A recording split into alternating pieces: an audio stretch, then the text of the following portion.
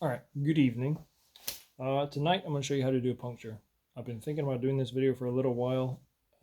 It's something I have to do pretty much every day. Well, every day I'm at work. Not every day, but pretty much every day I'm at work. I got to do puncture. At least once, oftentimes more than that. A lot of videos you see doing people doing punctures, they just have a wheel in their hands. I'm going to show you how to take the wheel off the bike because I think there's a little bit of a knack to it. And if you've not done it before, especially with derailleur gears, it can be a bit of a pain in the ass if you've not done it before. There is one clickbaity, amazing, fantastic trick you can do that will make your life a lot easier to get the wheel off. And that is put your gears, put your gears down at the bottom. So a lot of times people go to take their wheel off and the derailleur is like up here. It's like up at the top of the cassette, up on that top chainring up there. Now, if you do that, that means your derailleur is like halfway into your freaking wheel when you go to try to take it off, which means it's a freaking nightmare. What you want to do is put it on that little tiniest cog there. Put it there. It's furthest away from the wheel. It's going to make your life a lot easier. Let's not discuss how dirty my chain is. Especially since I made a video yesterday of the importance of cleaning your chain. Good God. Well, that'll probably be my next video.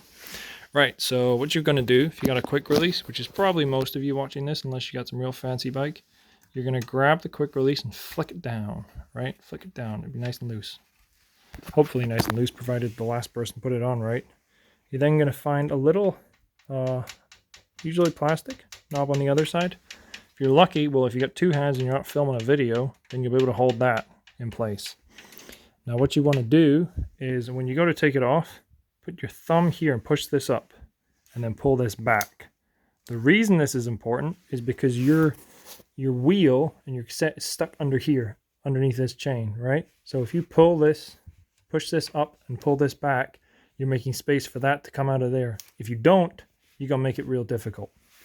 So I'm going to have to put the phone down to do this real quick. But when I am more prepared and I bought a freaking tripod, I'll show you how to do that.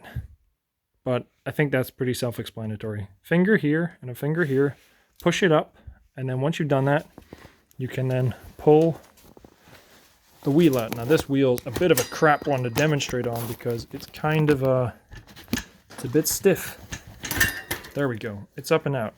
Now, right, so this is the point where sometimes people get stuck, right? So the wheel's kind of out, but it's not all the way out, right? See how it's not out, but it is out?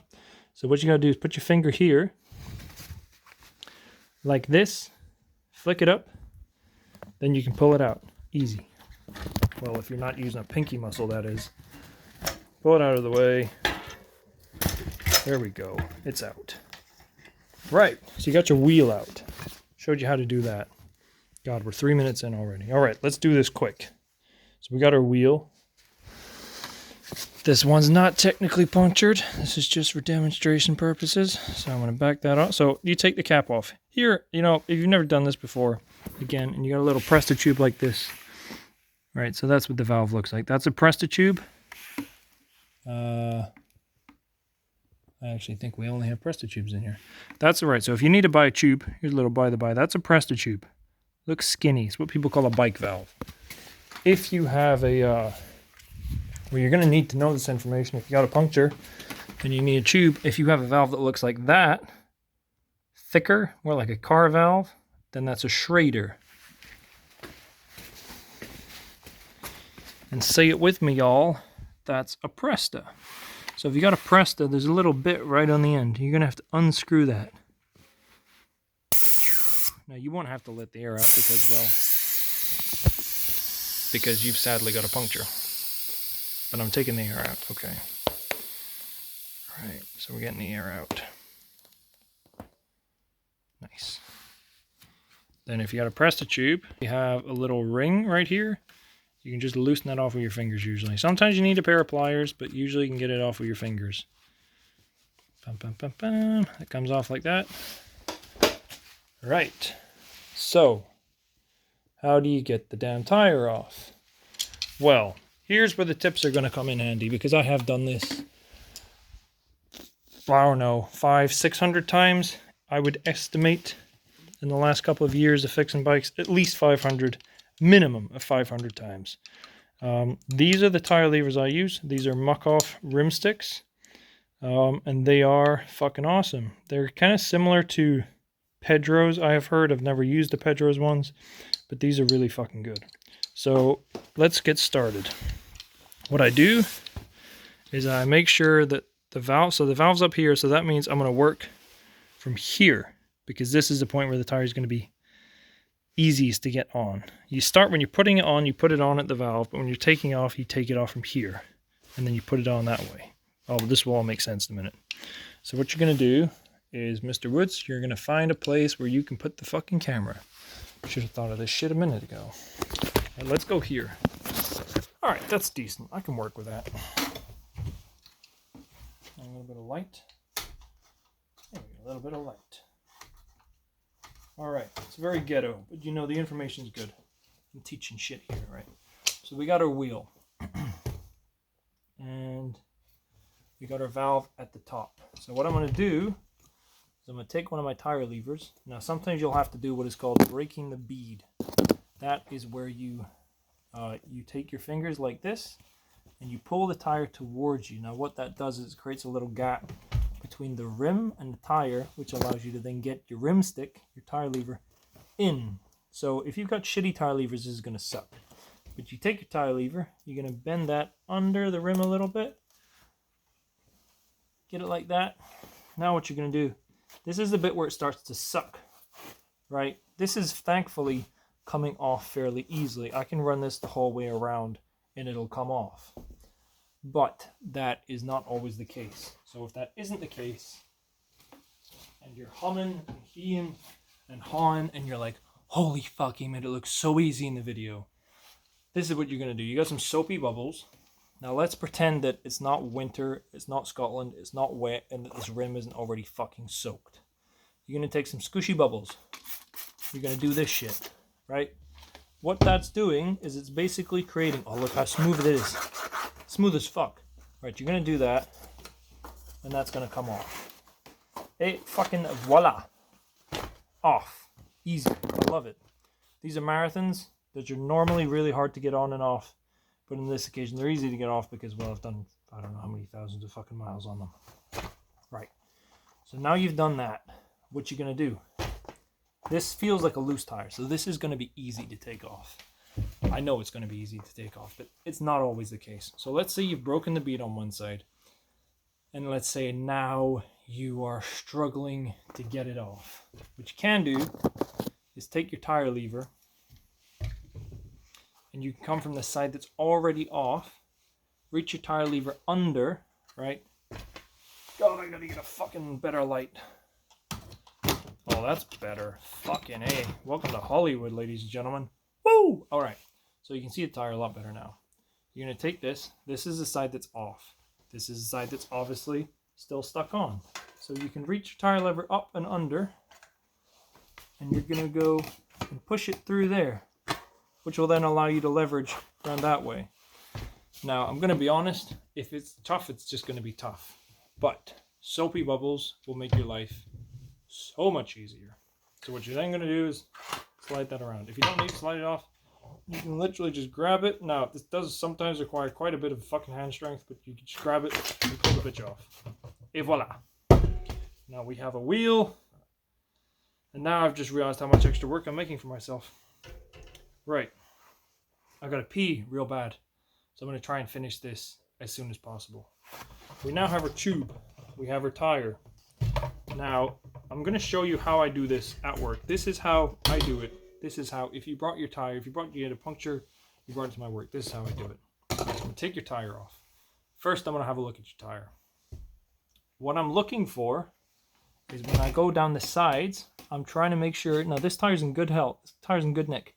But sometimes down here you'll see like little metal lines, and that's the tire body coming through the fucking rubber.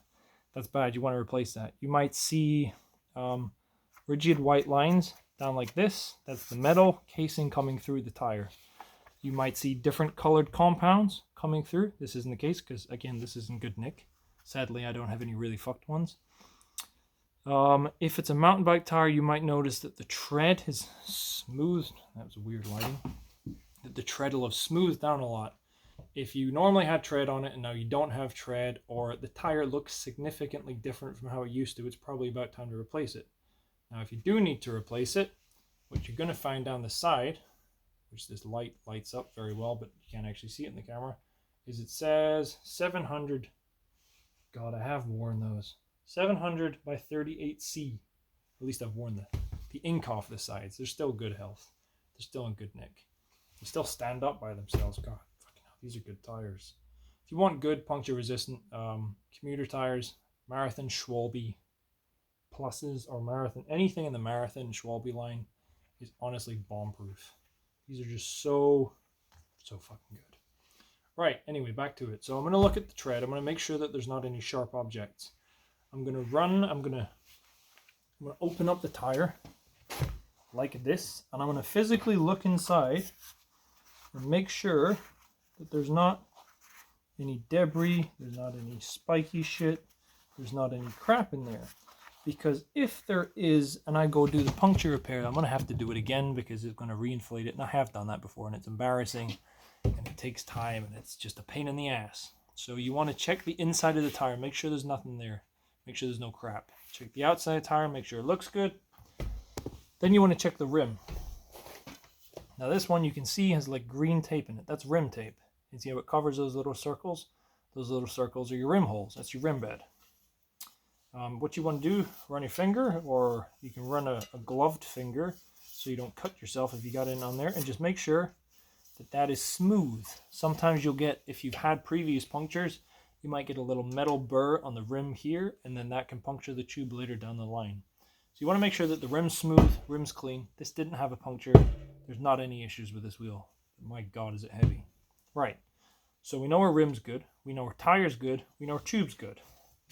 Because hypothetically that's a new tube, or it's one that's not